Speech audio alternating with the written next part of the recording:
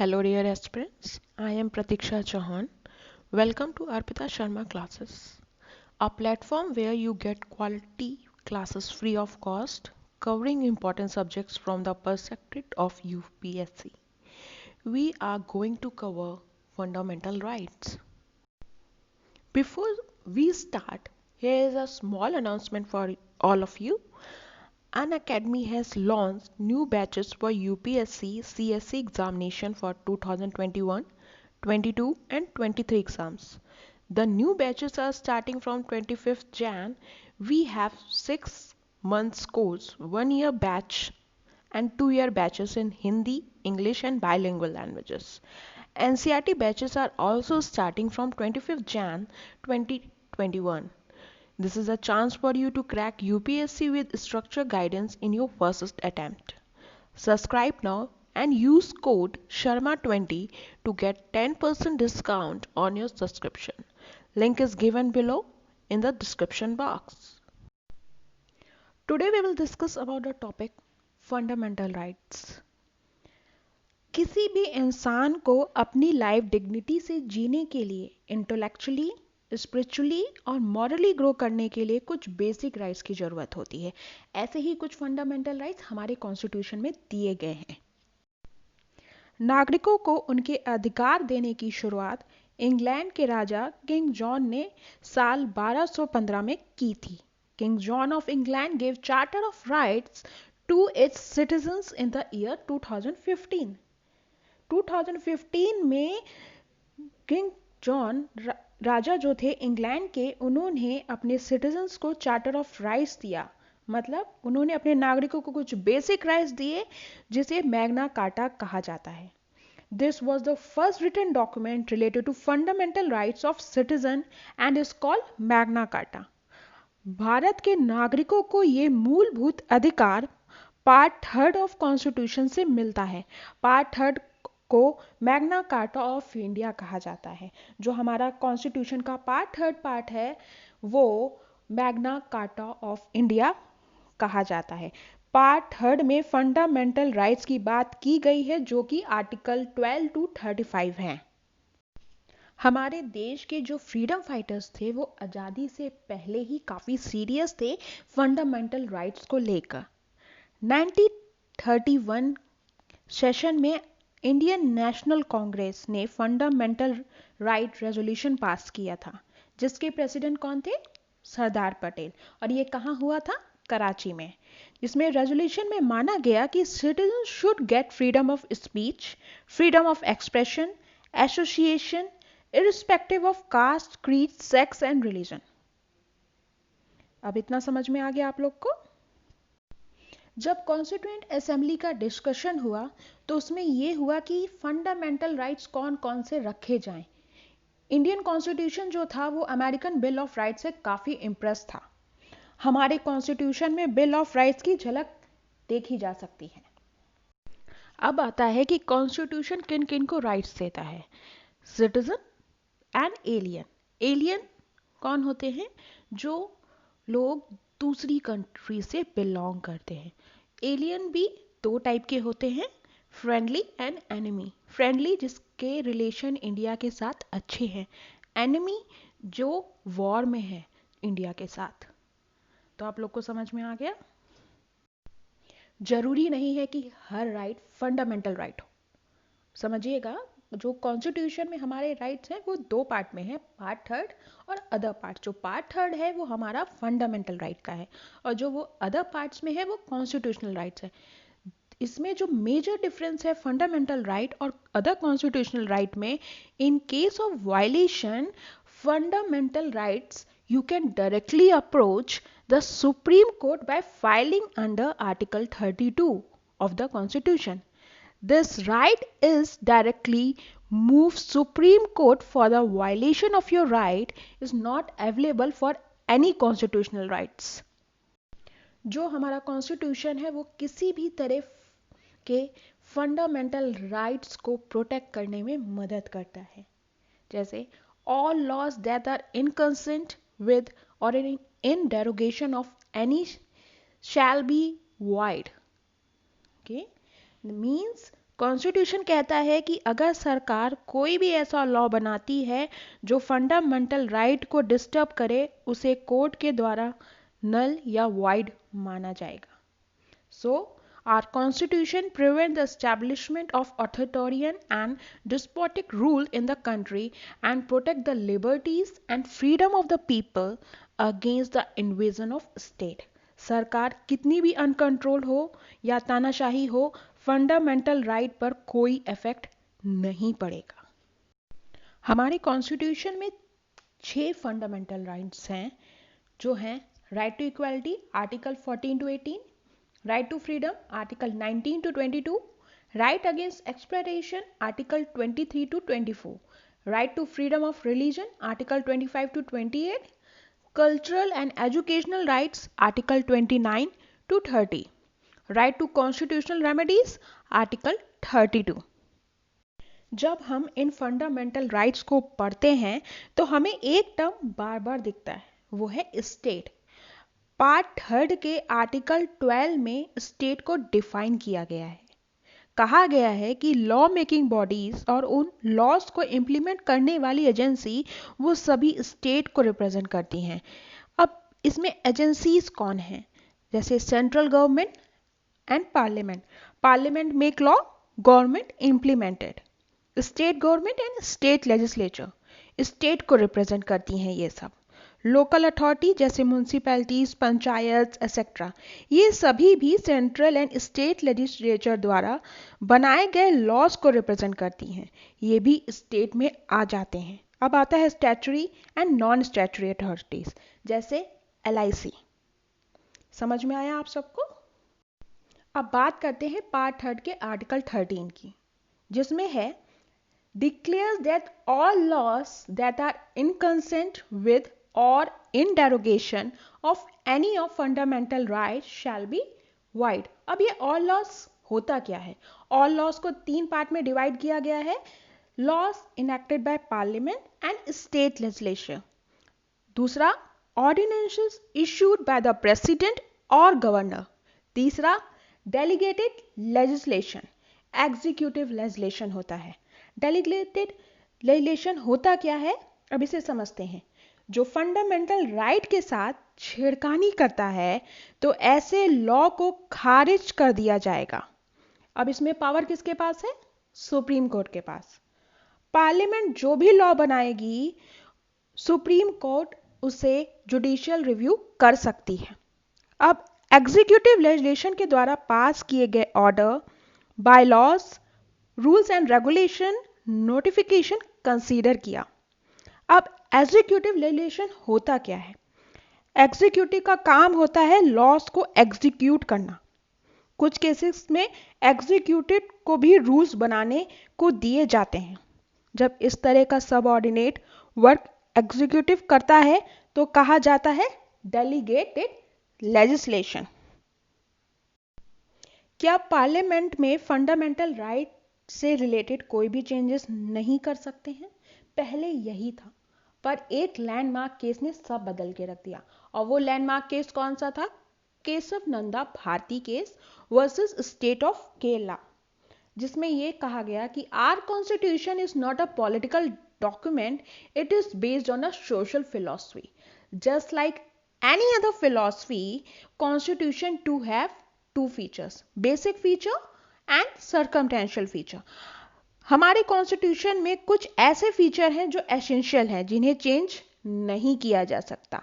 Basic feature जैसे preamble में है. अब सर्कमटेंशियल फीचर्स कौन से हैं? जो कि चेंज हो सकते हैं. अब इस केस में सुप्रीम कोर्ट ने कहा कि constitutional amendment are allowed to make changes to the fundamental right which does not form part of basic feature of a constitution. हमें जो इक्वालिटी है वो प्रियम्बल में देखने को मिलती है. अब राइट टू इक्वालिटी के कौन कौन से आर्टिकल्स हैं? Article 14, 15, 16, 17 and 18. अब इसका मोटिव क्या है? Everyone should be treated equally by law. अब आर्टिकल 14 जो है वो 2 पार्ट में डिवाइडेड है, equality before law and equality protection of law. पहले हम बात करते हैं इक्वालिटी बिफोर लॉ की, जिसका ओरिजिन ब्रिटिश में हुआ. इसमें कहा गया है कि absence of any special privileges in favour of any person, the equal subjection of all person to the ordinary law of the law administered by ordinary law of code. अब हम इसको एक एग्जांपल से समझते हैं।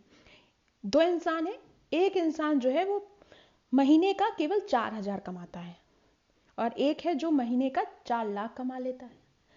तो दोनों के ऊपर एक केस होता है। अब जिसके पास ज्यादा पैसा है वो बेल करा के जीत सकता है, लेकिन जिसके पास ज्यादा पैसा नहीं है वो बेल नहीं करा सकता। तो ये इक्वालिटी बिफोर लॉ कहीं ना कहीं ये खारिज कर देता है कि equality is not mandated here. तभी बनाया गया equal protection of loss that is borrowed from US. The like should be treated alike without any discrimination. Equal protection allows reasonable discrimination based on circumstances and situation of law. अब इसको एक example से समझते हैं। अब जो adult है उसको लाइफ इम्प्रिजमेंट मिलती है और जो बिलो 18 ईयर्स का है कोई क्राइम करता है तो उसे मैक्सिमम 3 ईयर्स की सजा मिलती है। तो ये पूरा प्रोसेस आपको समझ में आया कि राइट टू इक्वालिटी होता क्या है। अब जो इक्वालिटी बिफोर लॉ है वो concept is an element is a concept of rule of law which is propounded bye A.V. Dice, which is British jurist. Okay, in this it is said that law is supreme. अब कुछ exceptions हैं article 14 के, जिसमें है equality before law is not an absolute law. कुछ लोगों को immunity मिली है जैसे कि प्रेसिडेंट और गवर्नर को।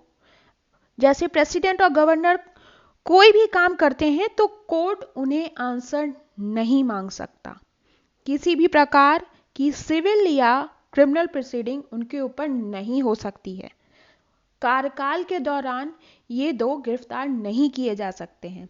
इसी प्रकार एमपी और एमएलए को भी इम्यूनिटीज मिली हैं।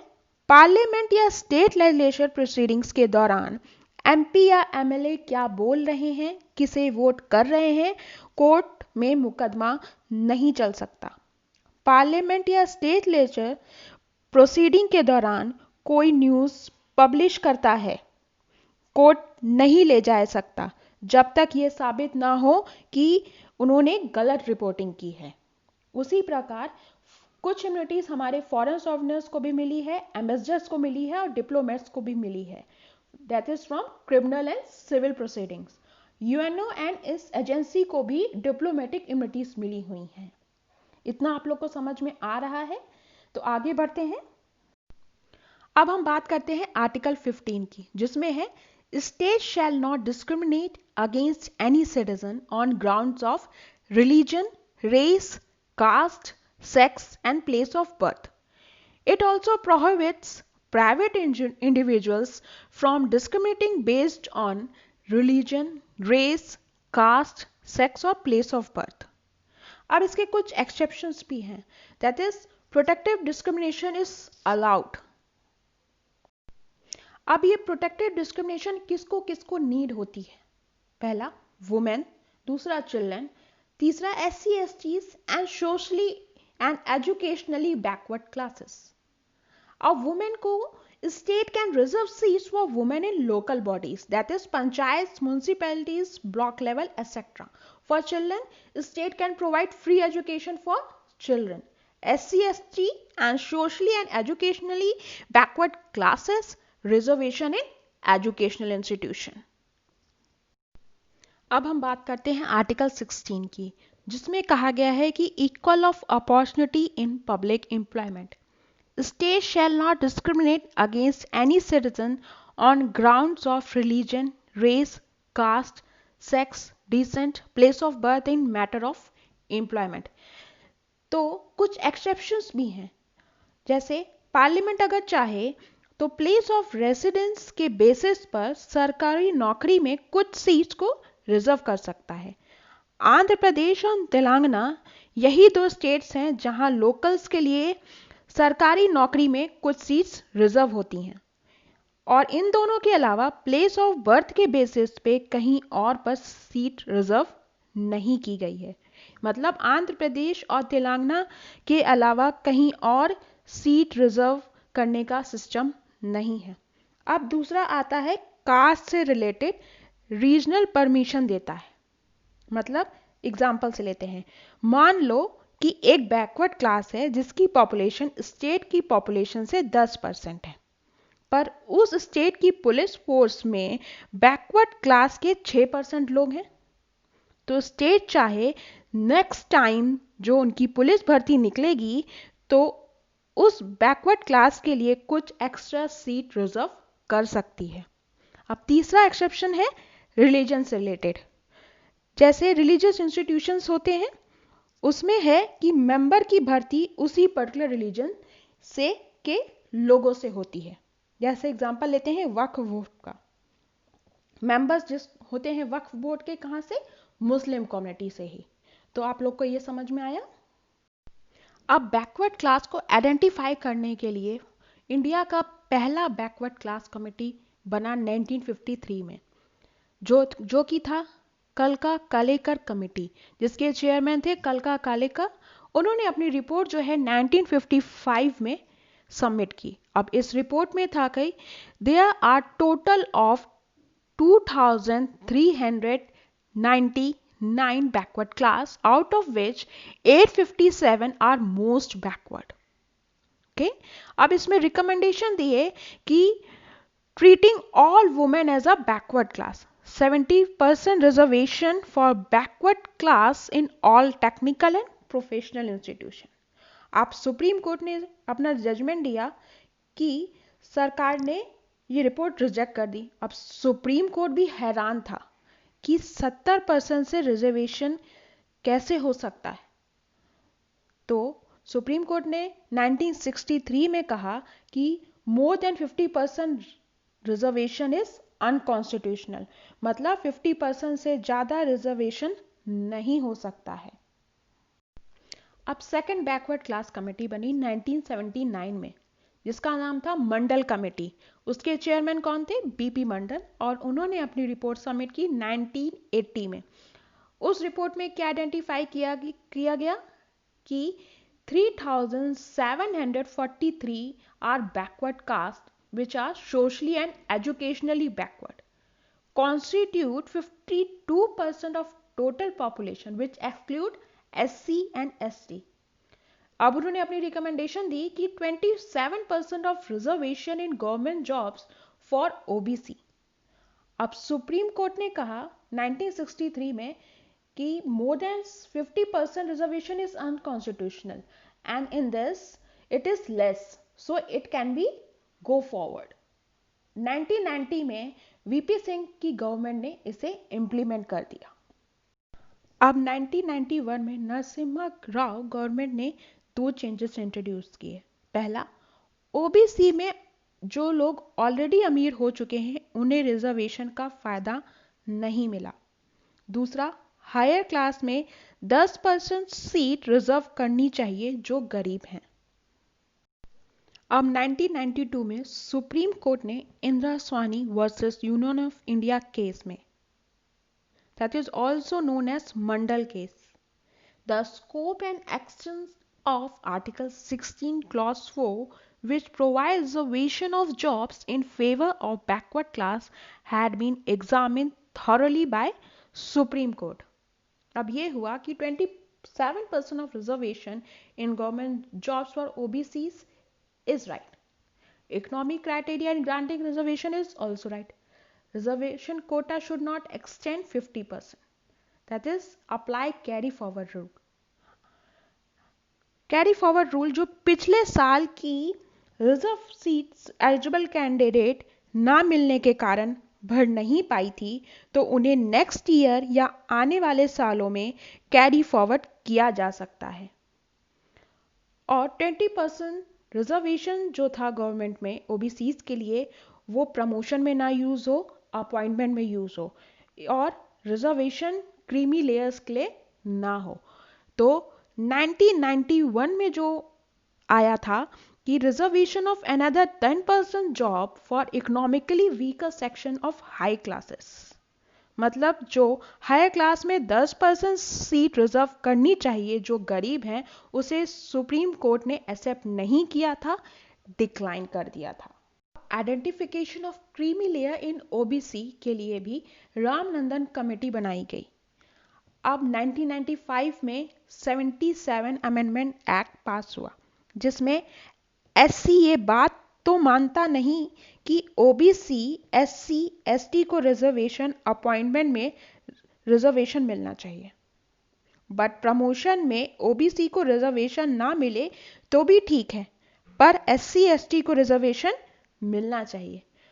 अब 2000 में 81 अमेंडमेंट एक्ट पास हुआ which remove the ceiling of 50% rule, जिसमें कहा गया कि कॉन्स्टिट्यूशन अगेन अमेंडेड, पिछले साल की जो अनयूनिफाइड रिजर्व सीट थी उन्हें अलग से ट्रीट करेंगे। 50% कोटा के अलावा ये सीट भी बैकवर्ड क्लास के लिए रिजर्व की जाएगी। अब हम बात करते हैं आर्टिकल 17 की, which states abolition of untouchability. Doctor Ambedkar ने काफ़ी अनटचेबिलिटी को लेके सफ़र किया। जैसे कि एग्जाम्पल लेते हैं, उन्होंने अपने स्कूल में जब उन्हें पानी पीना पड़ता था तो वो टैप नहीं खोल पाते थे क्योंकि उन्हें मना किया गया था। उन्हें पानी पीना होता था, वो दूसरे बच्चों से कहते थे तो खोल के वो पी सकते थे। तो doctor Ambedkar and other constitution maker decided to legally abolish the practice of untouchability. अगर अनटचेबिलिटी खत्म करना है तो उसके लिए पनिशमेंट बनानी पड़ेगी। People will refrain from practicing untouchability. So, Untouchability Offences Act 1955 बनाया गया, जिसे 1976 में रीनेम कर दिया गया protection of civil rights act, that is PCR act, which is aim to make the penal provisions more strengthened, जो और मजबूत बनाता था। अब अनटचेबिलिटी प्रैक्टिस करते वक्त कोई पाया गया तो उसे सजा नहीं दी जाएगी। अब ये जो अनटचेबिलिटी ऑफेंसेस एक्ट 1955 था वो पार्लियामेंट द्वारा पास किया गया, और 1976 में जो protection of civil rights act था उसे अमेंड किया गया, पनिशमेंट सख्त हो गई। ठीक है, to make the penal provisions more strengthen, और इसमें कोई एक्सेप्शंस नहीं दिए गए हैं। ठीक है, तो कुछ पीसीआर के कुछ ऑफेंसेस हैं, जैसे कि offenses committed on the ground of untouchability are punishable either by imprisonment up to 6 months, fine up to 500 rupees, or both. A person convicted of the offense of untouchability is disqualified for election to parliament or state legislation. मतलब MP या MLA election नहीं लड़ सकते हैं, MP या parliament member नहीं हो सकते हैं। जो टर्म अनटचेबिलिटी था वो कहीं पे भी डिफाइन नहीं था, नॉट इन आइदर कॉन्स्टिट्यूशन और इन एक्ट ऑफ पार्लियामेंट, कहीं भी डिफाइन नहीं है। तब कहीं भी अनटचेबिलिटी डिफाइन ना हो तब कहाँ डिफाइन हो सकता है untouchability? That is a landmark judgement जहाँ पे हम सर्च कर सकते हैं। मैसूर हाई कोर्ट ने अनटचेबिलिटी को कहा कि practice that had developed historically in the country. Untouchability refers to the social disabilities imposed on certain classes of person by reason of their birth of certain caste. That is, कुछ सामाजिक बुराई है untouchability. Untouchability does not cover social boycott of few individuals of their exclusion from religious service. अब इसका समझते हैं examples. जैसे आप और आपके कुछ फ्रेंड्स हैं, आपको कहते हैं कि हम आपसे बात नहीं करेंगे। क्यों? वो इसका मतलब ये नहीं है कि अनटचेबिलिटी के कारण या फिर कुछ डिस्क्रिमिनेशन के कारण आपसे बात नहीं करेंगे, कोई और बात हो सकती है, तो इसे हम अनटचेबिलिटी नहीं कंसीडर करेंगे। Article 18, which talks about abolition of titles. महाराजा राज बहादुर, देवान बहादुर, राय बहादुर, राय साहब जैसे बड़े टाइटल्स थे।